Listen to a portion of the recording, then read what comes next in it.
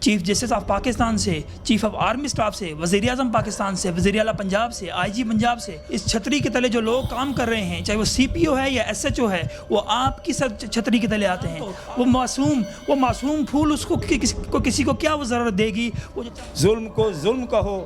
جبر اور ظلم کی یہ بات ہے کہ ہم نے دیکھا کہ ظلم اور کفر کے معاشرے کے اندر بھی 2 سال اور 4 سال کے معصوم بچوں کے ساتھ کوئی زیادتی نہیں کرتا.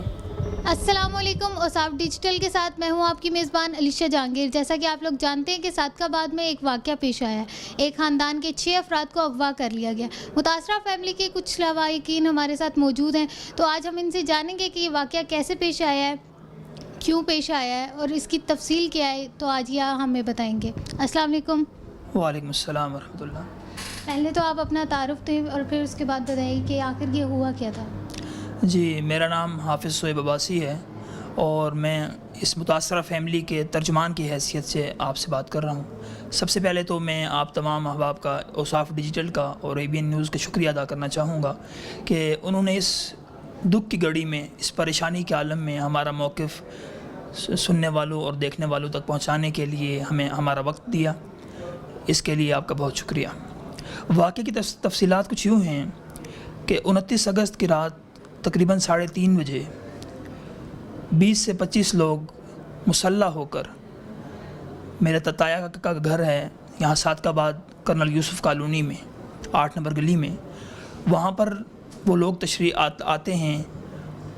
20 سے 25 لوگ مسلح ہوتے ہیں اور آ کر چادر اور چار دیواری کا تقدس پامال کرتے ہوئے گھر میں گھس آتے ہیں رات کے 3:30 بجے، اور پھر اسلحے کی نوک پر زبردستی وہ اس گھر سے میرے 2 تایا زاد بھائی، ان کی بیویوں کو اور 2 معصوم بچوں کو، جن کا نام، ایک بچی ہے 4 سال کی آمنہ اس کا نام ہے، اور بچہ محمد اشر 2 سال کا بچہ، ان معصوم بچوں کو اسلحے کی نوک پر زبردستی لے کے چلے جاتے ہیں.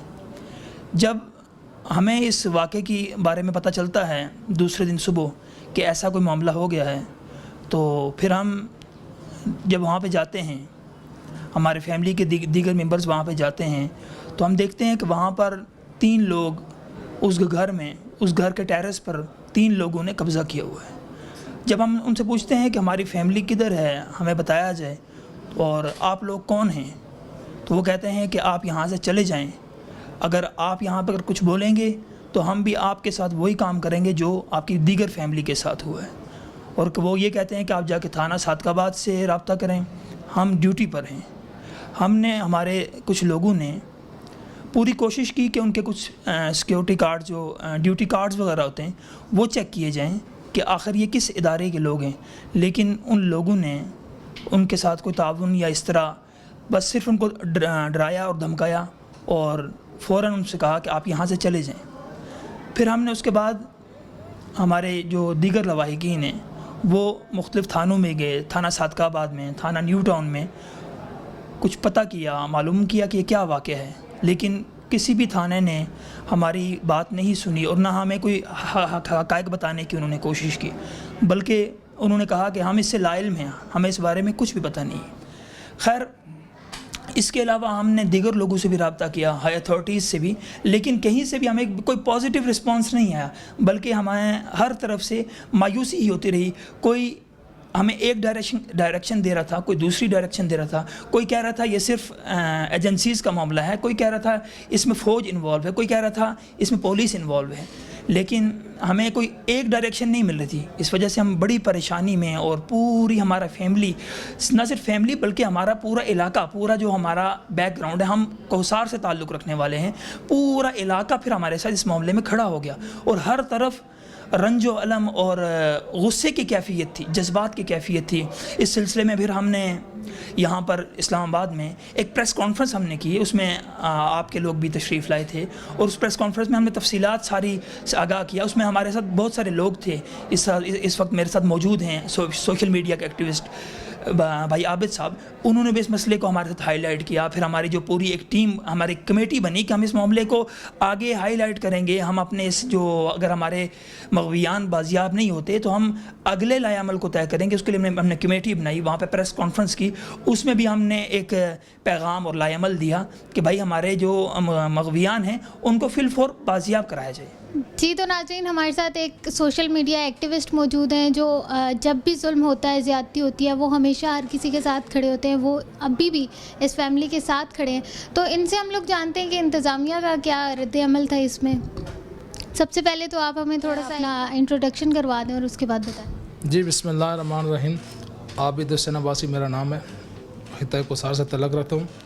मैं आपका और आपके चैनल ABN और Ausaf news and paper, Ausaf news and company और जो औसाफ डिजिटल आपका चैनल है, आपका मताब खान साहब का और हमारे प्यारे भाई सियाब अब्बासी साहब का मैं शुक्रिया अदा करता हूँ कि जब भी मुल्क के अंदर, पाकिस्तान के अंदर, बल्कि खित्ता कोसार के अंदर जब भी किसी के साथ कोई जुल्म ज़्यादती हुई तो आप सबसे आगे आप मज़लूम की आवाज़ बने और आपने हर दौर के ज़ालिम को ललकारा।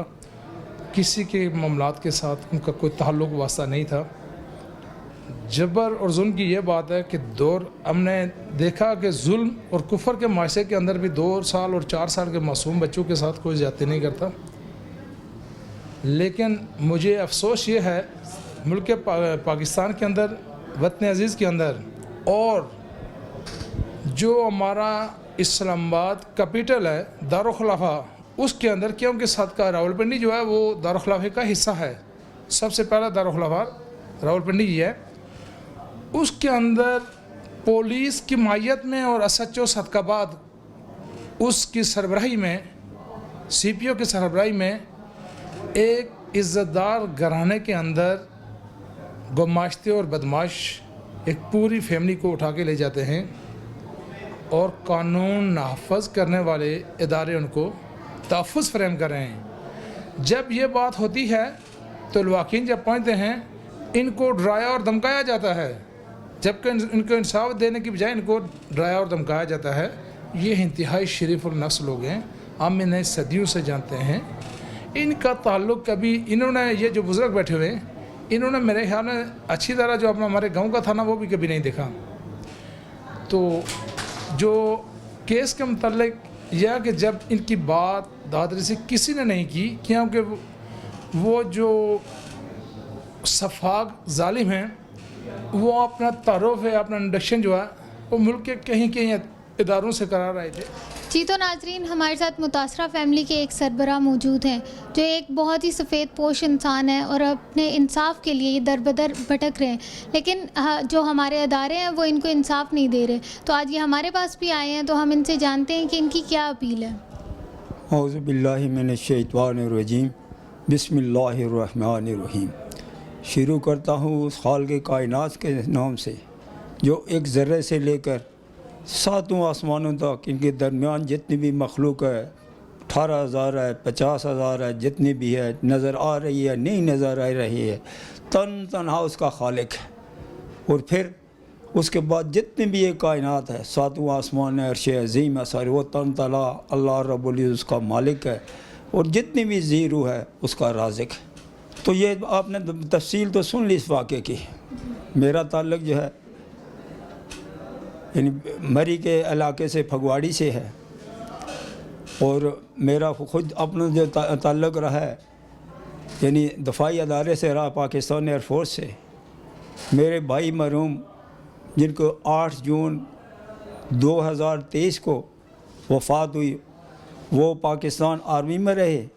उसके बाद उन्होंने जो है मस्कत जो है, ओमान जो है, रॉयल एयरफोर्स में जो एक तवील अरसे तक उनकी उधर सर्विस की और मुल्क को एक कसीर ज़र मुबादला भेजते रहे। मेरे वालिद साहब जिनका ताल्लुक़ शोबे तदरीस से था, और भी हमारे मेरे भाई जान मेरे जितने भी हैं वो हमारा ताल्लुक़ तदरीस से है।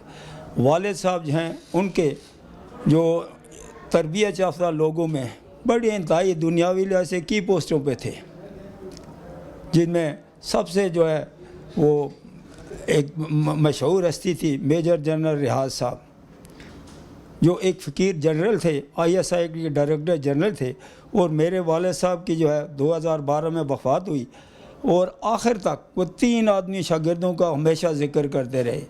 ایک پیر صاحب دیول شریف کہتے جب بھی مجھے ملے کبھی میرے آگے نہیں ہوئے، اور میجر جنرل ریاض صاحب، اور ایک باقاعدہ حیات اللہ تعالیٰ ان کو اور لمبی زندگی عطا کرے، ذوالفقار عباسی۔ تو جو ہمارے ساتھیوں اگر ہم میرے والد صاحب اور ہمارا جو ہے ہم شرافت پہ یقین رکھتے ہیں، کبھی بھی یعنی ایک چونٹی بھی اس کو تکلیف نہیں بجائے، اور یہ ملک میرے والد صاحب کو جو ان کو اس ملک کے 47 سے پہلے موت کی سزا ہو گئی تھی، اور یہاں پہ آتا ہے کہ ان گل فروشوں کو گلشن کا نگہبان نہ کہو، ظلم کو ظلم کہو، محفل یزدان نہ کہو، ان گل فروشوں کو گلشن کا نگہبان نہ کہو۔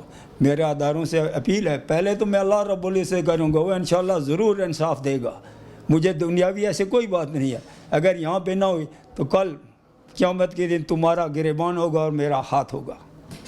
تو اللہ تعالیٰ میں اوصاف ABN اور اوصاف اس کا بہت شکریہ ادا کرتا ہوں کہ انہوں نے نہایت جرأت سے ہمارے جو ہے دلیرانہ انداز سے ہمارے ہر جو ہے اس میں رہنمائی فرمائی، رہبری فرمائی، ہمارے پیغاموں کو آگے پہنچایا، تو آپ کا بہت بہت شکریہ۔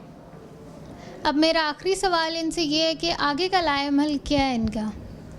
جی، جیسا کہ ہم اپنے اس احتجاج کے سلسلے کو گزشتہ 1 ہفتے سے چلا رہے ہیں، اور ہماری اس پہ ایک پراپر کمیٹی بنی ہوئی ہے، ہمارے ساتھ سوشل میڈیا کے ایکٹیوسٹ ہمارے ساتھ شامل ہیں، ہمارے ساتھ ایک پورا کوسار یونائٹڈ فرنٹ، ایک پوری کوسار کے لوگ ہیں جو ہمارے ساتھ اس کاروان میں اور اس احتجاجی معاملے میں شامل ہیں۔ ہماری ایک پراپر کمیٹی بنی ہوئی ہے، انشاءاللہ العزیز اگر ہمارے جو مغویان ہیں ان کو فی الفور بازیاب نہ کروایا گیا تو ہم کمیٹی کی مشاورت سے ہم اس اپنے احتجاج کے سلسلے کو آگے بڑھائیں گے، اور جب تک ہمارے مغویان بازیاب نہ ہوتے ہم پیچھے نہیں ہٹیں گے، اور ہم ضرور بے ضرور یہ اپنے جو مغویان ہیں ان کو بازیاب کروا کے چھوڑیں گے۔ اس لیے ہمارا مطالبہ ہے چیف جسٹس آف پاکستان سے، چیف آف آرمی اسٹاف سے، وزیر اعظم پاکستان سے، وزیر اعلیٰ پنجاب سے، IG پنجاب سے، اور RPO صاحب سے کہ RPO صاحب جو آپ کی جو ہے آپ کی جو اس چھتری کے تلے جو لوگ کام کر رہے ہیں، چاہے وہ CPO ہے یا SHO ہے، وہ آپ کی چھتری کے تلے آتے ہیں، آپ کی سرپرستی میں آتے ہیں، خدا را ان کو لگام ڈالی جائے، اور ہمارے مغویان کو وہ جو 4 سالہ آمنہ ہے اور 2 سالہ عشر، وہ جو معصوم ہے، وہ جس کو خود سے اپنا آپ سنبھالنا نہیں آتا تو وہ کسی کو کیا نقصان دے گی، خدا را ان معصوم بچوں کو اور ہماری جو بہنیں ہیں خدا را ان کو جلد بازیاب کروایا جائے، وگرنہ پھر آگے بہت اس احتجاج کا سلسلہ بہت طویل ہو سکتا ہے۔ جی بہت شکریہ۔